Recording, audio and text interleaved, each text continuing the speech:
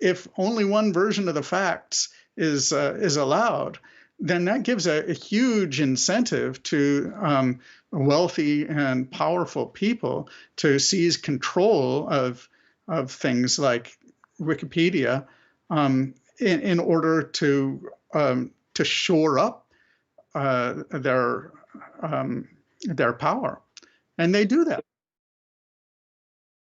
Hello and welcome. This is Lockdown TV from Unheard. So it's one of the 10 most visited websites in the world. Millions of people check it every day. It's almost become our external repository of knowledge. But can we trust what we read on Wikipedia? One person who should know and help us understand that is its co-founder, along with Jimmy Wales. He's called Larry Sanger, and he joins us from Ohio. Hi, Larry. Hello. Hi. Good to be with you. Let me go straight in with the big question then. Can we trust what we read in Wikipedia, the website you co-founded? Well, you can trust it to give a reliably establishment point of view on pretty much everything. Can you trust it always to give you the truth? Well, it depends on what you think the truth is. What many of our media sources today, and Wikipedia included, seem to assume is that there is only one legitimate, defensible version of the truth on any controversial question. Of course, that's not how Wikipedia used to be. Well, let's get into that, because that's fascinating. How do you feel that it's changed from the moment when you were involved to the modern version of Wikipedia? When Wikipedia was just entering the public eye, it was still committed to neutrality, actually. And for several years, like between 2004 and 2009 or so, Wikipedia actually was kind of an important player in the conversation about how new media were going to emerge. People were talking a lot about collaboration, and neutrality was one of them. But it was very interesting in that you could go to an article about a U.S. president or about some hot button issue or some controversial news event, and you actually would see multiple different points of view reasonably fairly laid out. And if that weren't the case, then people would get on what's called the talk page of Wikipedia, and they would actually battle it out, and different sides would have a chance of having their points of view heard. So that, moreover, it was a lot easier back then for people to participate. So I'm talking about, what I have in mind is about 2004, 2005, just as Wikipedia started to become a household name, essentially. Even then, you could get on an article, at least on a second tier topic. Maybe the most important topics were already like unmanageably difficult for the ordinary person to participate in. But there were lots of opportunities where there were not people who were sitting constantly on an article and trying to make it say what they wanted it to say. That was already going on, but not nearly as bad as today. Now, especially over the last 5 years or so, Wikipedia has changed, as you indicate, quite a bit. So first of all, it's really hard to participate on a lot of articles. If you go in and you make any edit at all, you will be sternly warned, if not just kicked out. And it doesn't matter if it's a completely positive edit. This sometimes even happens on articles that are unimportant. Why? Why is that happening? Because I think there is a lot of influence. Wikipedia is known now by everyone to have a lot of influence in the world. And so there's a very big nasty, complex game being played behind the scenes to make the articles say what somebody wants them to say, right? Well, As I people like, actually employ paid consultants, don't they, to I constantly be do. tending to their Wikipedia entries. So it's become the kind of battleground for the official version of truth. So there's a huge value to what your Wikipedia entry says. Right, right. I mean, there are companies called like Wikipr and things like that where paid writers and editors will go in and change articles. And maybe there's some way to make such a system work, but not if the players who are involved and who are being paid are not identified by name. They actually are supposed to be identified by name and saying, well, we represent this firm if they are officially like registered with some sort of Wikipedia editing firm. But they don't have to do that because there is no requirement of real names. In fact, because as I say, it's a very complex sort of game. There's all kinds of tricks that people can play to win it. Let's look into some examples then, just to help people sort of understand what we're talking about. How about politics? I mean, one thing you've actually written about is that the entry for Barack Obama is very different to the entry to Donald Trump, which I suppose you would expect, they being very different people and very different parties and politics. But what were you observing there, and what was it that worried you?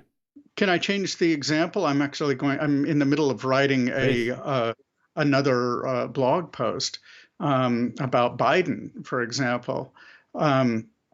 So the Biden article, if you look at it, has very little by way of the concerns that Republicans have had about him.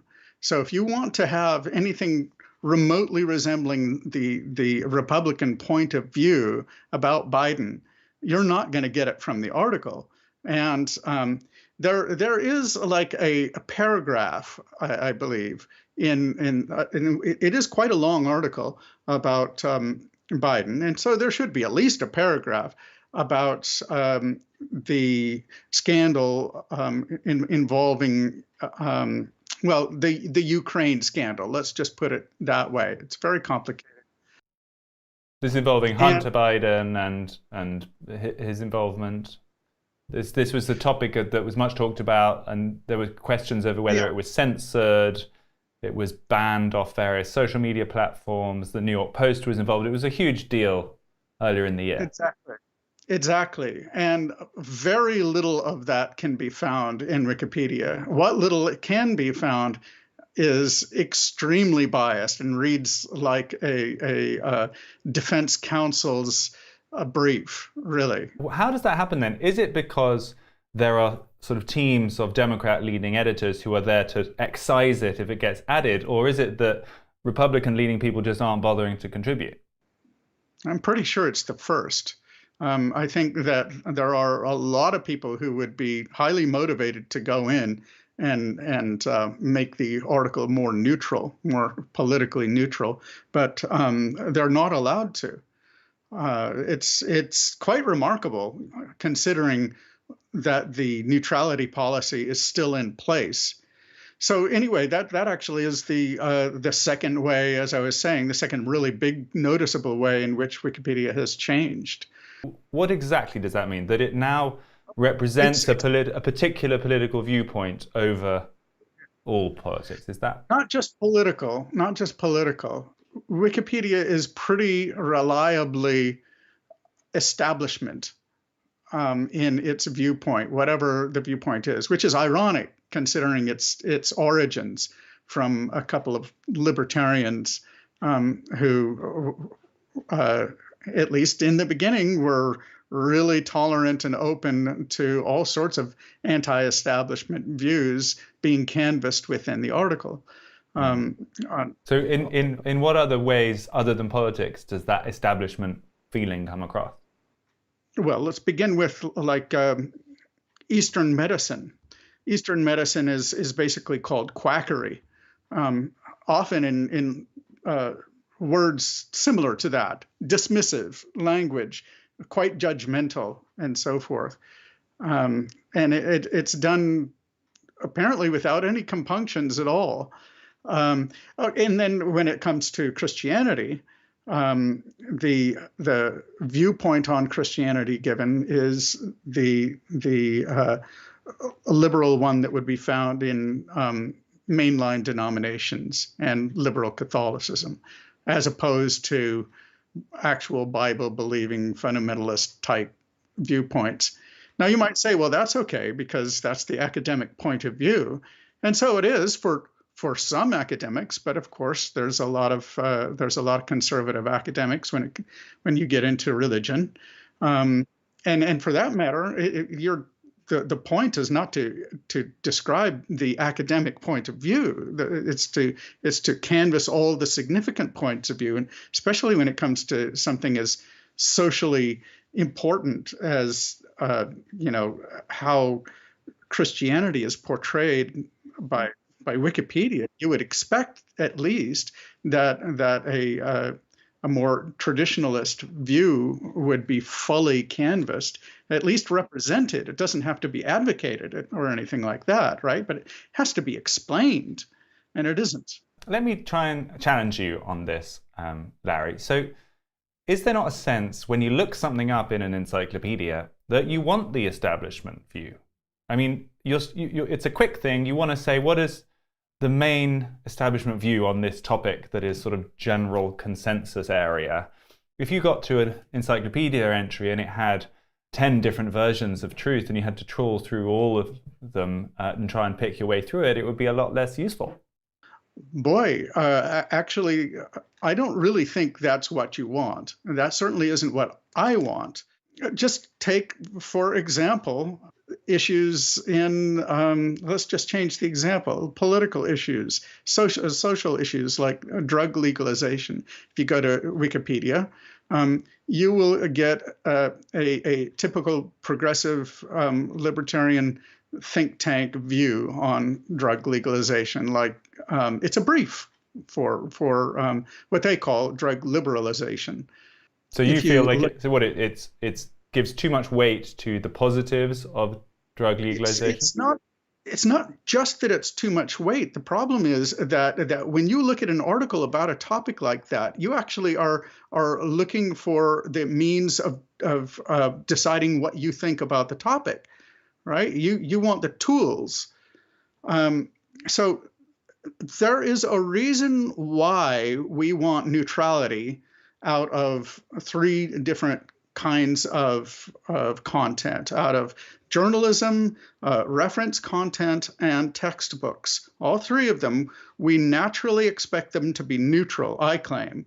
And the reason for that is when we are getting the news, when we are learning, or when we are just trying to get some basic information for background in understanding a topic, in those sorts of situations, we do not want to be led by the nose, right? We, being free individuals, want to make up our own minds. And if we don't, then there's something wrong with us, I think. I'm just going to say that. I think that basically, if you're the sort of person who just wants to be told what your religion believes on the topic, who just wants to be told what your party thinks, or what the dictator thinks, then you're kind of in a bad situation. You're not fully human in that case.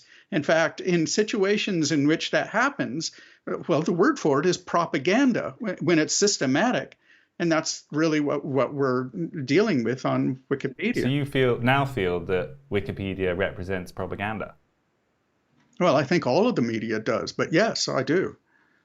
Let's talk about the last year and a half, if we can, because during this pandemic period, these questions of authority, knowledge, official narratives, dissent have all really come to the fore, haven't they? And social media networks have really clamped down on anyone who had a different point of view on the pandemic. And we've seen a series of examples where that's gone into difficulty. First of all, the World Health Organization was recommending things that then the advice changed. We've recently had this so-called lab leak theory about where the origins of COVID came from, initially censored, now allowed because it looks like a possible option. What role has Wikipedia played in that, do you think? Do you think it's been part of that sort of official version of truth? Absolutely. Yeah. I mean, if you look at the articles that Wikipedia has, you can just see how they are simply mouthing the view of the World Economic Council or World Economic Forum and the World Health Organization, the CDC, and various other establishment mouthpieces like Fauci. They take their cues from them. Now, it's understandable from their point of view why they would do that, because they're simply by their policies they're not totally restricted to secondary sources, but that's what they emphasize. They emphasize not the primary sources for information. So they don't look up tables of statistics and draw their own conclusions. They want to cite articles by journalists who have looked at those tables of statistics, right? And not all journalism. Like the Daily Mail is out. You can't cite the Daily Mail at all. You can't cite Fox News on socio-political issues either. It's banned now on. So what does that mean? It means that if a controversy does not appear in the mainstream center-left media, then it's not going to appear on Wikipedia. And you feel that was happening in relation to the pandemic? Yes. At least I haven't tracked it very closely, but to the extent that I have, yeah, that's what's going on. What would you like to have seen, I suppose? I mean, that's the difficulty, isn't it? When you have a rapidly evolving story like the pandemic, and the lives are at stake and the kind of moral pressure is high, how do you represent things in stone or in an evolving article that are both reliable but also represent a variety of viewpoints? It's a hard thing to do. Well, it is, but it's necessary. Nobody said that neutrality was going to be easy. So the real question here is, what would a neutral presentation of information about the pandemic be like? Well, for one thing, there are a lot of experts out there who are not going along with the prevailing establishment point of view. But there's a lot of Nobel Prize winners, distinguished doctors, and so forth, whose views are not only not welcome on Wikipedia, they're literally censored on YouTube and sometimes Facebook and Twitter, where videos of interviews made with such people are removed because they directly contradict the narrative. Is it not a different website that you're describing, though? I mean, to try and do an encyclopedia of established facts or things that are sort of secure enough to put on an encyclopedia, it seems like a different project than a website that hosts a spectrum of views on controversial issues. That's almost an encyclopedia of opinion, or it seems like a different kind of project. But don't you see the fact that there are a variety of expert opinion on difficult questions where the truth is not clearly established.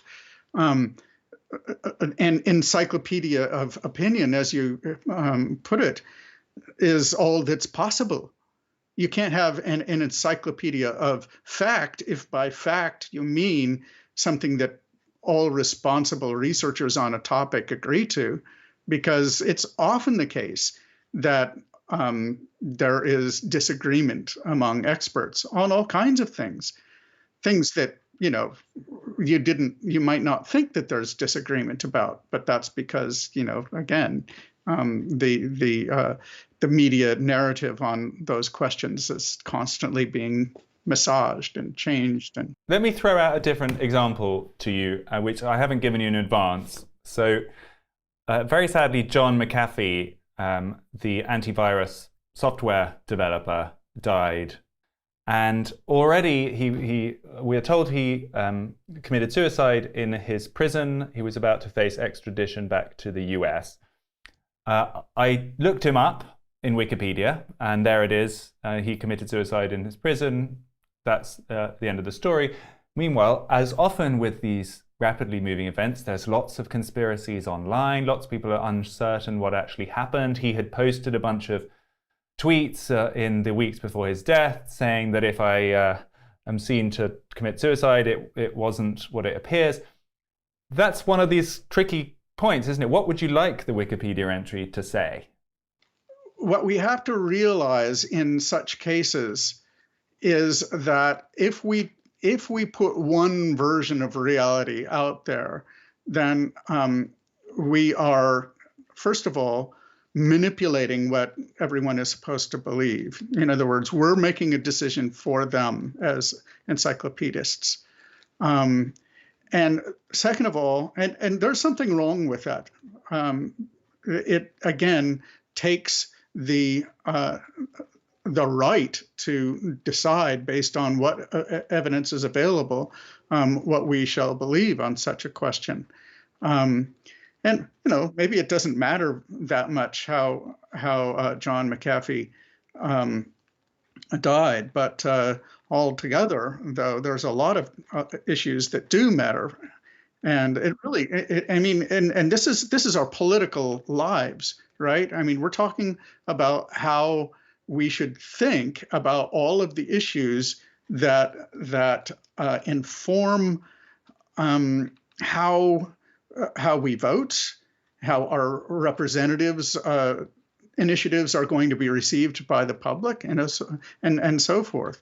So if only one version of the facts is allowed, then that gives a huge incentive to wealthy and powerful people to seize control of things like Wikipedia in order to shore up their power, and they do that. Is there a case, do you think, that the era when Wikipedia was first attempted, problematic though it always was part of that so-called end of history moment where it felt like the whole world was going to be enveloped by a single ideology? It was a kind of high neoliberal period, and none of the political fractures that we have seen since were being felt yet. And it was this sense that we were going to be a single species with a single agreed upon version of truth, and all of the big questions had been answered already. And now, in the years since, we see how wrong that was and how all those fundamental questions are very much still in play. And it's almost like we don't have a single agreed upon truth anymore. So a project like Wikipedia is doomed.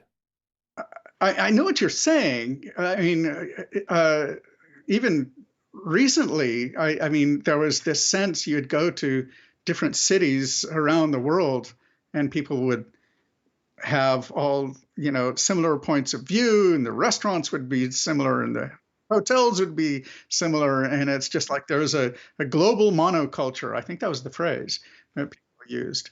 But even then, I mean, clearly it wasn't. Because, I mean, and that was reflected by Wikipedia itself in those days. Like I said, you could go to articles about, religious topics, political topics, social topics, whatever, science, hot button science topics. And you would see a number of different viewpoints represented. So you don't feel that our collective knowledge is fragmenting and is becoming more siloed than it used to be? You don't see a shift? one of the things that people were worried about around about 2006, 2007 was that the rise of collaborative knowledge production that's radically open, or social media, and these sorts of movements were going to fracture what we all know. And so there wouldn't be any one thing. And it is true that there are semi-establishment voices like Fox News and the Daily Mail and whatever, saying things that the rest of the establishment sternly disapproves of. So there is that sort of fracturing going on.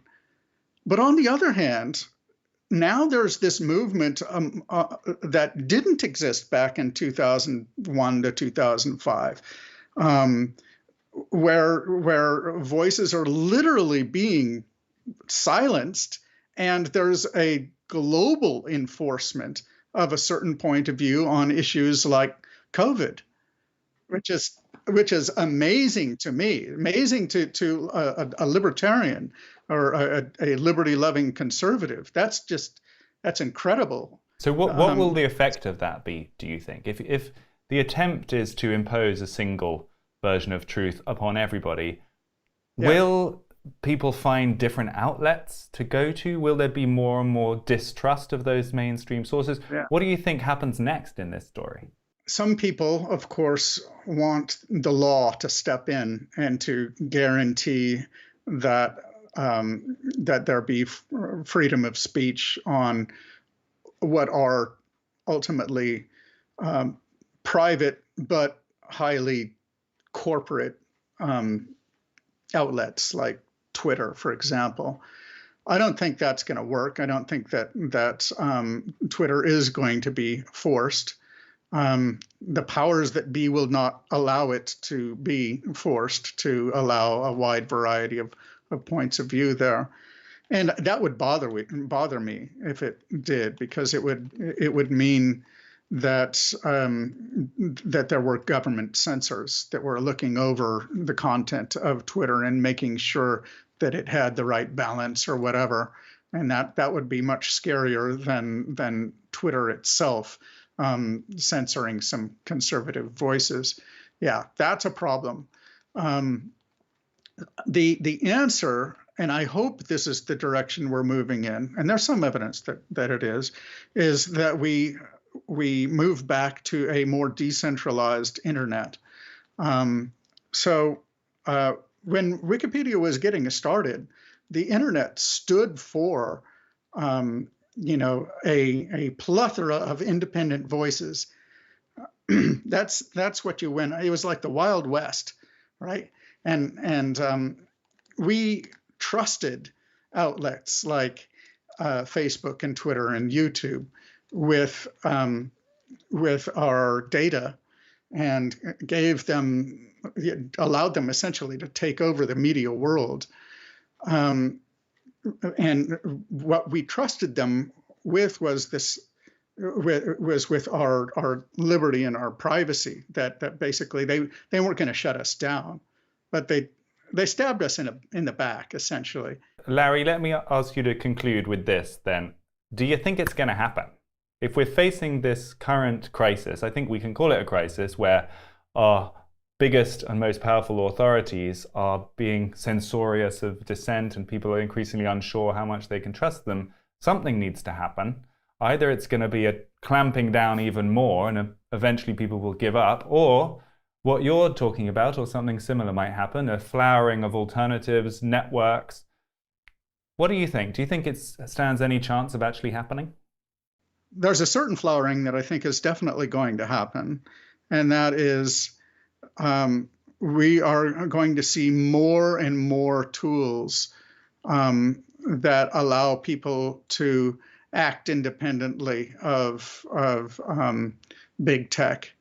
And in fact, I can show you right over here in my corner one of the things that it's going to do. This is see right down here. What's that? This is a NAS.